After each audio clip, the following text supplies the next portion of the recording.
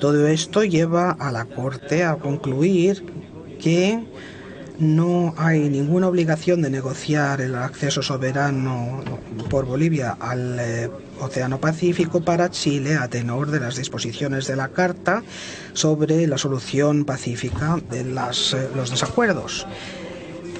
En el artículo 3.1 de la Carta de la OAE se dispone que las controversias de carácter internacional que surjan entre dos o más estados americanos deben ser resueltas por medio de procedimientos pacíficos. El artículo 24 dispone que las controversias internacionales entre Estados miembros deben ser sometidas a los procedimientos de solución pacífica señalados en la Carta, mientras que el artículo 25 relaciona estos procedimientos pacíficos como sigue: la negociación directa, los buenos oficios, la mediación, la investigación y conciliación, el procedimiento judicial, el arbitraje y los que especialmente acuerden en cualquier momento las partes. Recurrir a un procedimiento específico, como por ejemplo la negociación directa, no es una obligación a tenor de la Carta y por tanto no puede sentar una base jurídica para una obligación de negociar el acceso soberano al Océano Pacífico entre Bolivia y Chile. A continuación, la Corte examina el argumento de Bolivia basado en las resoluciones de la Asamblea General de la OEA. En este sentido, Bolivia hace referencia a 11 resoluciones de la Asamblea General de la OEA que se ocupan de la cuestión del acceso soberano por Bolivia al Océano Pacífico, aduciendo que confirmaban el compromiso por Chile de negociar respecto de esta cuestión. Bolivia no niega que las resoluciones adoptadas por la Asamblea General de esa organización no son vinculantes como tales, sino que mantiene que causan ciertos efectos legales a tenor de la Carta de la OEA. Para Chile, las resoluciones de la Asamblea General de la OEA, a las que se refiere Bolivia, ni confirman obligación existente alguna, ni crean otra obligación nueva. Y al igual que todas las resoluciones de la OEA, no hubieran podido hacerlo. Chile declara que las resoluciones de la Asamblea General de la OEA en principio no son vinculantes y que la Asamblea General carece de competencia para imponer obligaciones. Por consiguiente, la Corte no puede inferir a partir del contenido de estas resoluciones que ninguna de las resoluciones correspondientes indican que Chile tenga obligación alguna de negociar el acceso soberano por Bolivia al Océano Pacífico.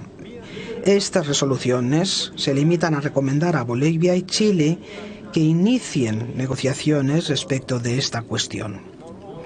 Por añadidura, como reconocen ambas partes, las resoluciones de la Asamblea General de la OEA no son vinculantes de por sí y no pueden dar lugar a una obligación internacional.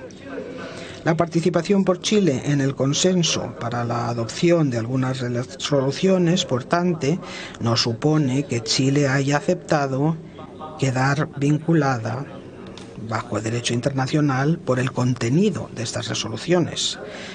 Por consiguiente, la Corte no puede inferir a partir del contenido de estas resoluciones ni a partir de la posición de Chile respecto de su adopción que Chile haya aceptado una obligación de negociar el acceso soberano por Bolivia al Océano Pacífico.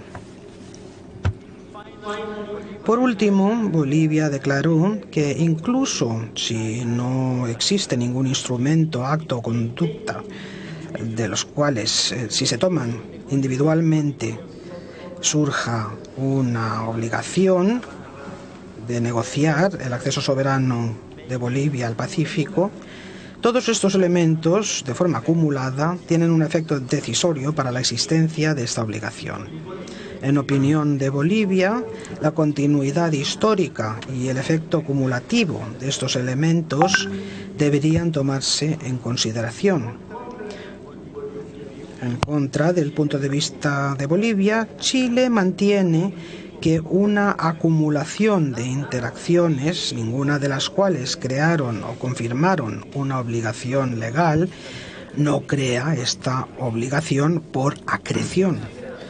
Chile declara que si una serie de actos se toman individualmente como incapaces de crear una obligación, lo mismo sucede si esos actos se toman de forma acumulativa.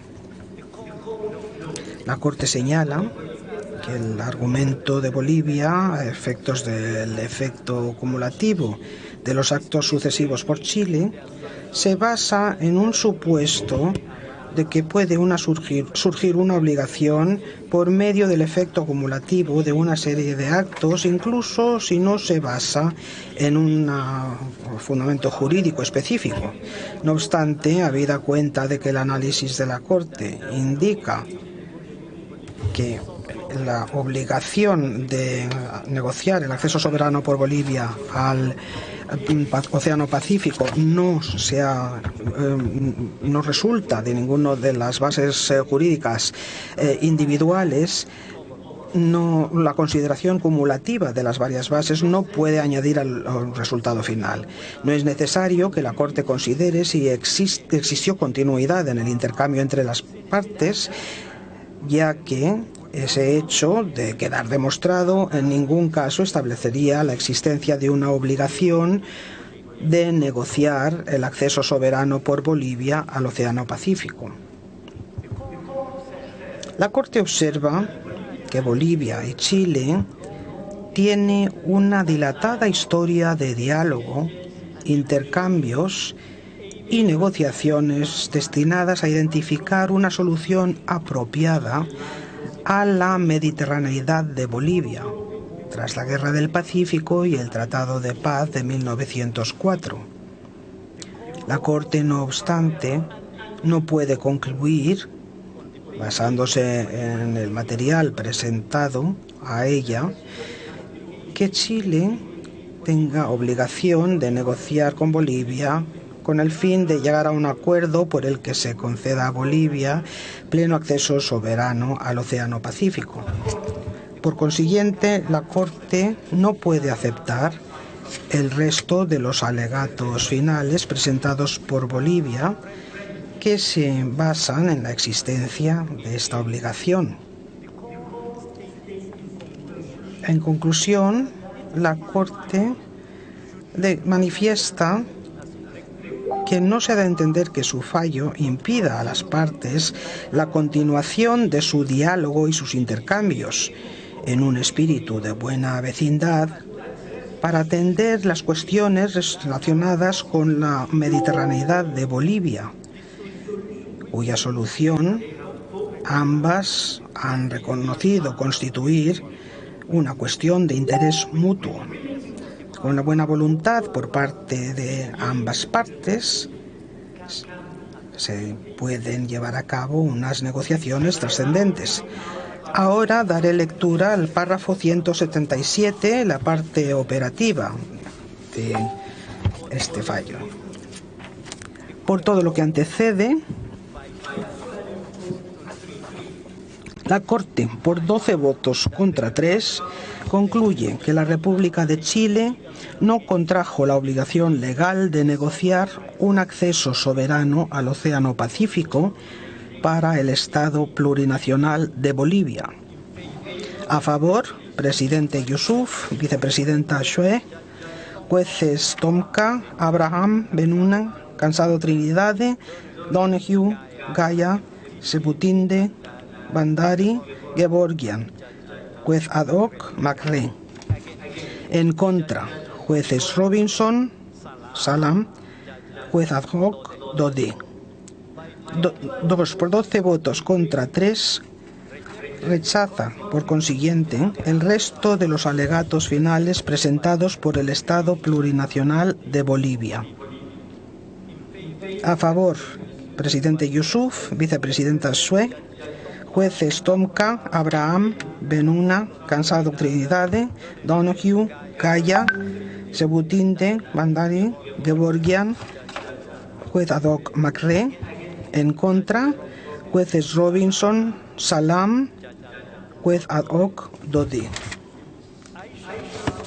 Ahora pido al secretario que dé lectura al párrafo operativo de este fallo en lengua francesa.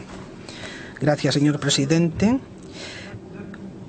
Por todo lo que antecede, la Corte 1, por 12 votos contra 3, concluye que la República de Chile no contrajo la obligación legal de recoger un acceso soberano al Océano Pacífico para el Estado plurinacional de Bolivia. A favor, presidente Yusuf, vicepresidente Shwe, jueces Tomka, Abraham, Benune, Cansado Trinidade, Donoghue, Kaya, Sebutinde, Bandarian y Gevorgian, juez ad hoc McRae. En contra, jueces Robinson, Salam, juez ad hoc Dodi. 2.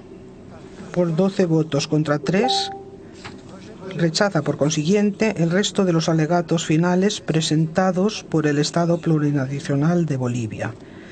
A favor, presidente Yusuf, vicepresidente Shwe, jueces Tomka, Abraham, Benuna, Cansado Trinidad, Donoghue, Gaya, Sebutinde, Bandari, Gevorgian, juez ad hoc McRae. En contra, jueces Robinson, Salam, juez ad hoc Dodi. Doy las gracias al secretario, dice el presidente. Adjunto una declaración al fallo de la Corte. Los jueces Robinson y Salam adjuntan opiniones discrepantes al fallo de la Corte. El juez ad hoc Dodi adjunta una opinión discrepante al fallo de la Corte. El texto del fallo está disponible hoy por escrito. También estará disponible en breve en el sitio web de la Corte. El texto impreso estará disponible en un futuro próximo. Habida cuenta de que la Corte no tiene más asuntos que tratar, declaro levantada la audiencia.